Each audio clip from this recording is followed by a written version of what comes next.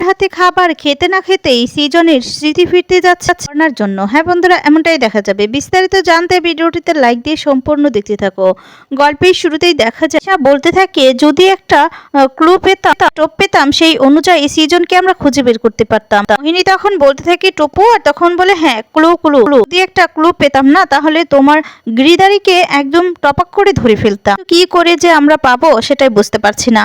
আর তখন ঈশার মাথায় বুদ্ধি আসে। এরপর বলে ইয়েস আইডিয়া। আর তখন মোহিনী বলতে থাকে যে কিসের আইডিয়া।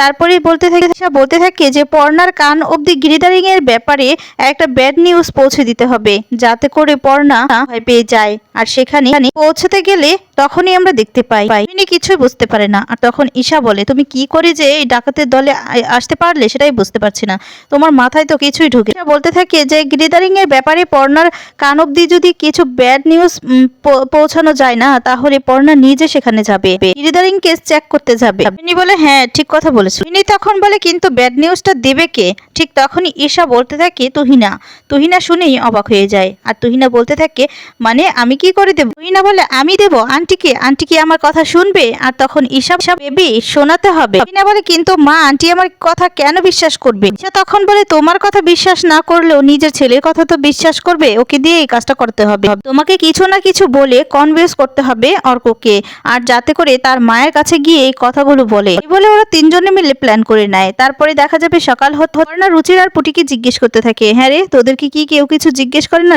রে? রুচিরা বলে যে পর্ণা মোহিনী এখানে ঘুরঘুর করছিল কিন্তু আমরা কিছু বুঝতে দেইনি। পর্ণা বলে দাঁড়া না, ওই মোহিনীর ব্যবস্থা আমি করছি, একবার এই পুলিশের এটা মিটুক, তারপরে আমি ওই মোহিনীরকে কিভাবে ব্যবস্থা করতে হয় সেটা আমি খুব ভালো করেই জানি। তখন বলে আর জেঠি ওরা এর মধ্যে ঢুকেনি তো মা, ওদেরকেও কিন্তু চোখে চোখে রাখতে হবে। হ্যাঁ তুহিনা আর তুহিনার মার কাছে ওদেরকে ঘেঁষতে দেওয়া যাবে না, এখন ওদেরও মাথাটা খাবে ওরা। না এই সমস্ত শুনে বলতে থাকে সত্যি রে, আর না ভালো লাগে না, এক এক সময় মনে হয় না কোন দিকটা রেখে কোন দিকটা সামলাবো। পুরো ঘর ভর্তি শত্রুদেরকে নিয়ে কি সংসার করা যায়? সেটা বলে পর্ণা তুই একটু শক্ত থাক, নিজে একটু শক্ত হ, ভেঙে পড়লে কি করে চলবে। তারপরে অর্পণ এসে ডাকতে থাকে মা বলে। আর তখন পর্ণাকে বলতে থাকে যে মা, তারপরে পুটি বলছে কিরে আবার নতুন করে আবদার নাকি, কিছু আবদার করবি কি? আর তখনই অর্ক বলতে থাকে আচ্ছা কোনো কিছু আবদার ছাড়া কি মায়ের কাছে যেন আসতে পারি না? আর তখন পর্ণা বলে আচ্ছা ঠিক আছে কি বলবি সেটা বল। অর্পণ বলতে থাকে আসলে মা তুহিনা না সকাল সকাল স্বপ্ন দেখেছে যে বাবা নাকি খুব বিপদে আছে, বাবা নাকি খেতে পারছে না, জলও পাচ্ছে না।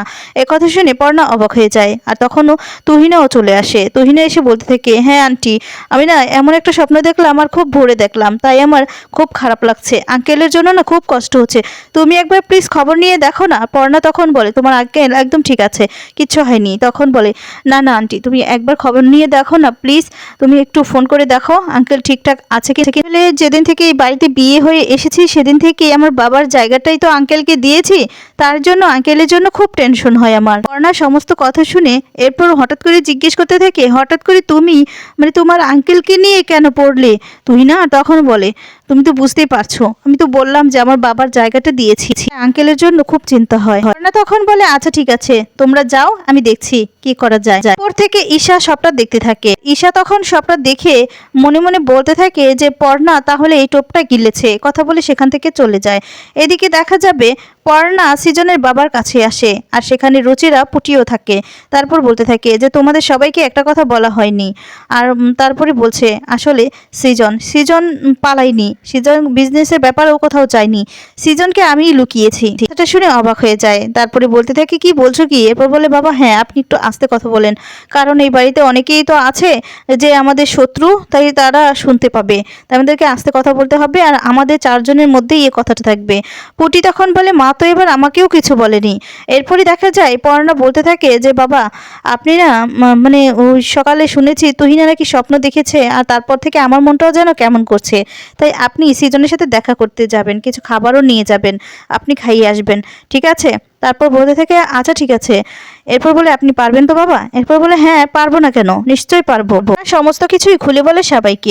আরো বলতে থাকে যে আমাদের তিনজনের মধ্যে যা কথা হচ্ছে শুধু আমরা তিনজন মানে আমরা এই কজন, এই চারজন আমরা জানবো, ঠিক আছে? মাকেও জানাতে পারবেন না বাবা, এটা আপনাকে কথা দিতে হবে। আর তখন বলে হ্যাঁ নিশ্চয়ই। এদিকে দেখা যাবে সৃজনেরও খুব খিদে পায়। সৃজন তখন বলছে এখানে থেকে তো বোর হয়ে যাচ্ছি, আমার তো খোঁজ নিতে কেউ আসছে না, পর্ণা যেও তো আসছে না, আমার তো খুব খিদে পেয়েছে, কি করি এখন, কি করি, এখান থেকে বের হতেও পারছি না। ঠিক তখনই দরজার আওয়াজ শুনতে পায়, আর তখন সৃজন জল খাবে, জলের বোতলটা হাতে নিয়ে দেখতে পায় যে জল নেই। তারপরে দরজার আওয়াজটা শুনে বলতে থাকে, এই সময় আবার এখানে কে আসলো। তারপরে বাহির থেকে দেখা যাবে সৃজনের বাবা বলতে থাকে যে সৃজন, আমি তোমার বাবা বলছি, দরজাটা খোলো বাবা। আর তারপরে দরজা খুলতে চলে যায়। ওদিকে দেখা যাবে ঈশা সৃজনের বাবার পিছু নেয়, আর সৃজনের বাবা ঘরে ঢুকে গেলে ঈশা তখন বলতে থাকে, তার মানে সৃজন ওরফে গিরিধারী সিং এখানেই থাকে, বাড়িতেই, মানে আমাদের সামনেই ঘুরপাক খাচ্ছে, অথচ আমরা কেউ জানি না।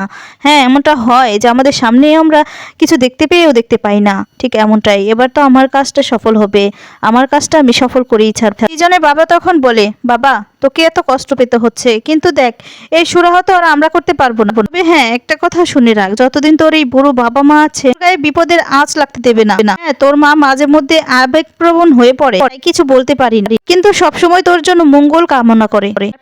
পর্ণা তো আছেই তোর রক্ষা কবচ। সৃজনের বাবা সৃজনকে আরো ভালো ভালো কিছু কথা বলতে থাকে, যা শুনে সৃজন অবাক হয়ে যায়, আর সৃজনের খুব ভালো লাগে, সৃজনের খুব কষ্ট হয়। পরে সৃজন হঠাৎ করেই গিয়ে সৃজনের বাবাকে বলতে থাকে যে বাবুজি, তুমি আজকে খাইয়ে দাও না আমাকে, আসলে আমার হাত পা ময়লা তো তুমি আমাকে খাইয়ে দাও, খাইয়ে দিবে তো।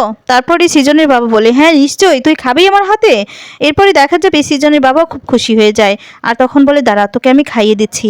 এই বলে সৃজনের বাবা সৃজনকে খাওয়াতে থাকে, আর সৃজনের খুব ভালো লাগে। সৃজন অবাক হয়ে সৃজনের বাবার দিকে তাকিয়ে থাকে। তারপরে সৃজনকে সৃজনের বাবা জিজ্ঞেস করতে থাকে, তোর খাবারগুলো ভালো লাগছে বাবা?